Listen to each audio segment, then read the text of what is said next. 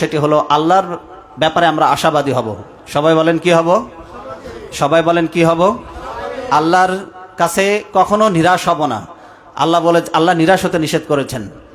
বড় আশা, মানুষ তার আশার চাইতেও বড়, মানুষ তার স্বপ্নের চাইতেও বড়। তুমি তোমার আশাকে, তোমার স্বপ্নকে বড় করো, মানুষ জানেও না যে সে স্বপ্নের চাইতেও অনেক বড়। কারণ সে শুধু স্বপ্ন দেখবে, আর পূরণ করা, বাস্তবায়ন করার দায়িত্ব কার? এই জন্য আশাবাদী হতে হবে, আল্লাহর ব্যাপারে নিরাশ এবং হতাশ হওয়া যাবে না।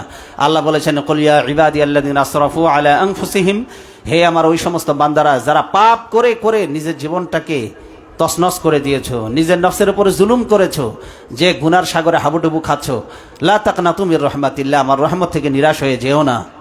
কে নিষেধ করেছেন? ইন্নাল্লাহা ইয়াগফিরুয যুনুবা জামিআ, আল্লাহ বলছেন তিনি তোমাদের সকল গুনাহ মাফ করে দিবেন। সুবহানাল্লাহ, সকল গুনাহ। কারণ আপনি যত গুনাহ করেন না কেন, আল্লাহর রহমত বেশি না আপনার গুনাহ বেশি? আপনার চোখের অনুশোচনার অনুতাপের এক ফোঁটা পানি আপনার সারা জীবনের গ্লানিকে ধুয়ে মুছে পরিষ্কার করে দেওয়ার জন্য যথেষ্ট। সুবহানাল্লাহ।